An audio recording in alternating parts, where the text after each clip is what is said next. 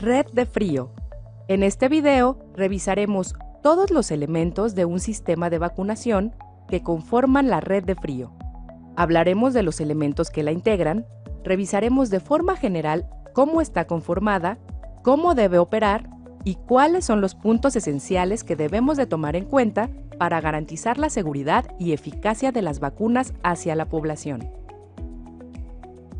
No basta con que un investigador descubra una vacuna, que una empresa farmacéutica la pueda llevar a producción masiva o que un gobierno nacional decida la incorporación de una vacuna a un esquema si la interacción entre los sistemas y las personas no es la correcta. La operación de este complejo sistema incluye además aspectos de almacenamiento y transporte y requiere de la disponibilidad de recursos humanos, recursos materiales y financieros para su correcta operación.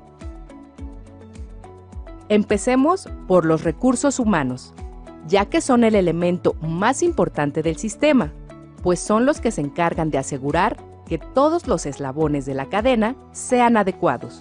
De esta manera, se garantiza que la vacuna que se va a aplicar sea una efectiva y segura, y que al final se eliminarán correctamente todos los residuos y desechos. Por lo tanto, los profesionales que se dedican a la vacunación deben ser altamente responsables y estar bien capacitados para toda la operación del sistema. Los recursos materiales constituyen los diferentes registros y sistemas que permiten tener control de la temperatura de los biológicos. Al mismo tiempo, están asociados con el transporte de los mismos entre un sitio y otro, y requieren de un control estricto de la temperatura para mantenerlos en buenas condiciones. Además, deben de contar con un sistema administrativo de registro de entradas y salidas de las vacunas de los diversos almacenes. Comenzaremos ahora por revisar los elementos de refrigeración.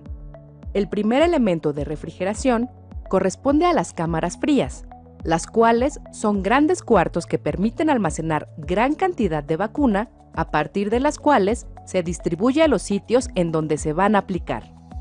Habitualmente, las cámaras frías tienen un área de recepción y entrega de biológicos en donde se hace el trámite administrativo. Después, hay una precámara en donde se registra y se revisa que todos vengan en las condiciones adecuadas. Se revisan fechas de caducidad y lotes sin la necesidad de estar abriendo la cámara y afectar la temperatura de ella. Y finalmente, cuentan con el área de refrigeración, en donde se mantiene en almacenamiento el biológico.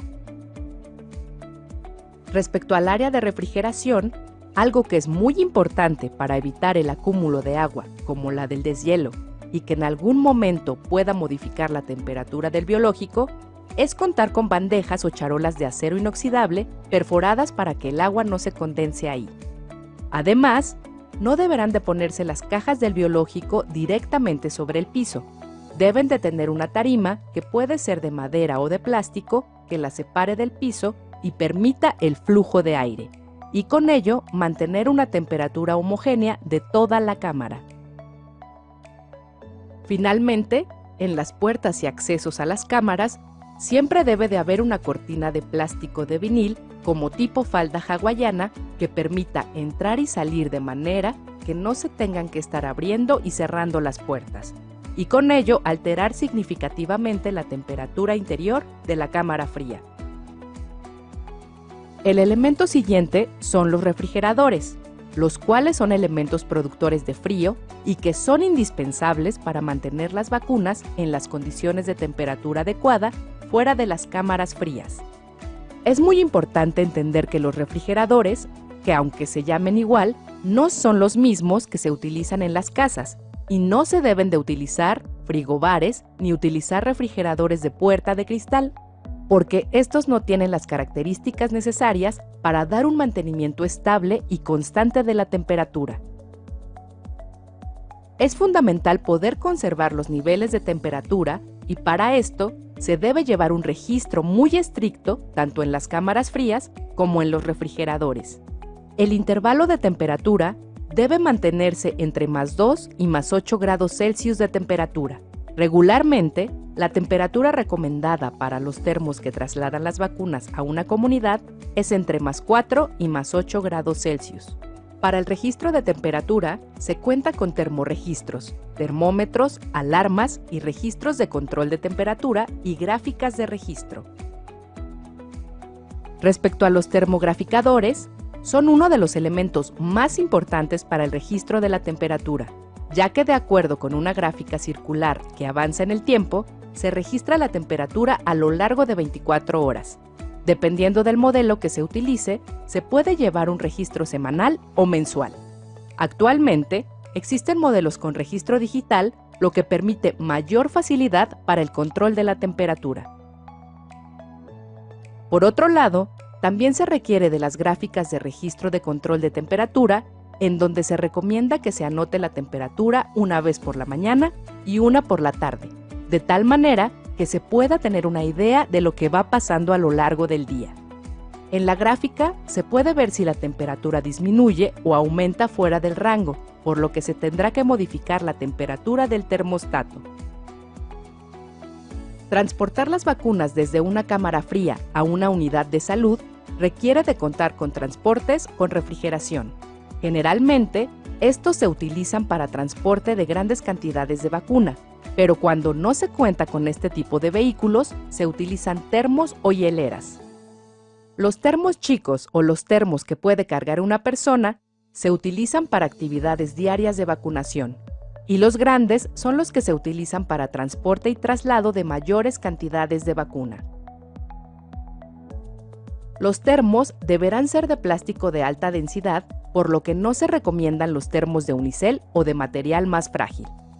La tapa debe de sellar de manera hermética para contener la temperatura adecuadamente, de tal manera que permita mantener la temperatura interior en 8 grados centígrados durante 72 horas, estando a una temperatura ambiente de 43 grados centígrados. Hemos revisado hasta este momento, de forma general, los elementos de los recursos humanos y de los recursos materiales. Pero para que una red de frío funcione adecuadamente, es necesario contar también con los recursos administrativos suficientes.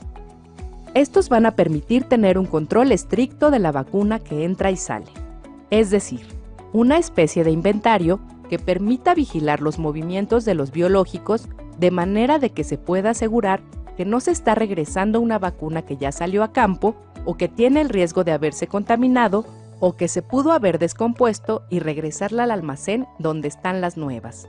Es decir, los cuidados que se deben de tener para que las vacunas siempre mantengan su eficacia y seguridad para la población.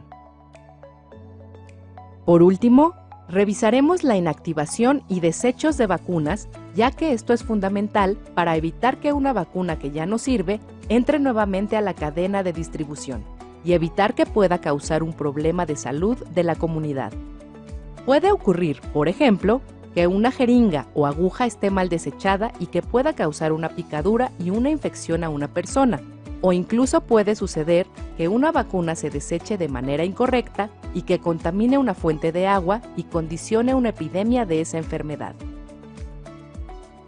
Entonces, para ello es importante el uso de contenedores para objetos punzocortantes que deberán ser rígidos, en donde se deberán introducir agujas, frascos rotos, hojas de bisturí, etc. Y las bolsas rojas de desecho del material no punzocortante, de manera que siempre estén bien señalizados los biológicos potencialmente infecciosos. Por otro lado, es importante inactivar los frascos de desecho de una vacuna para evitar que las bacterias o virus que van dentro de ellas puedan convertirse en un riesgo para la población. Para la inactivación de las vacunas bacterianas, como en el caso de las vacunas contra microorganismos vivos atenuados, como es la BCG, lo ideal es utilizar un autoclave o una olla de presión 15 minutos a 121 grados centígrados, y con esto se asegura la destrucción completa de los microorganismos. Si no se cuenta con ninguno de estos dos elementos, se pueden inactivar remojando en solución jabonosa por 24 horas y hervir en agua durante 20 minutos. Es importante considerar que cuando se utilice una olla habitual de cocina para hacer este procedimiento, deberá tener tapa y deberá utilizarse exclusivamente con este fin, pues existe el riesgo de que quede contaminada. En el caso de la inactivación de vacunas virales, es básicamente para virus atenuados, como el caso de la vacuna contra la poliomielitis o vacunas contra hepatitis. Y al igual que en el caso de las vacunas bacterianas, lo ideal es contar con autoclave o, en su caso, hervir en una olla de presión por 20 minutos, cuidando que el utensilio que se utilice sea solo para este fin. Se recomienda que tanto los frascos de vacunas bacterianas como virales y todo lo que sea inactivado se incinere. Sin embargo, se debe ser muy cuidadoso de no violar las normas de protección del ambiente, ya que en algunos lugares, por cuestiones de contaminación ambiental, esto ya no está permitido.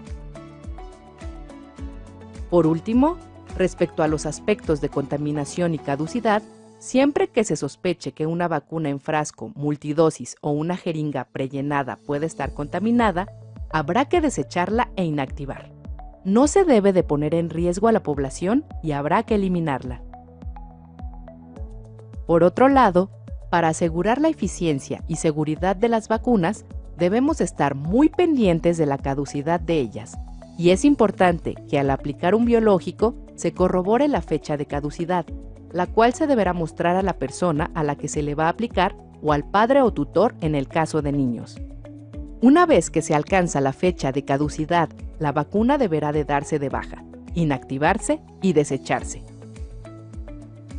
Así concluimos este tema de la cadena de frío, en donde hemos revisado los elementos que la conforman en cuanto a aspectos de recursos humanos, materiales y administrativos.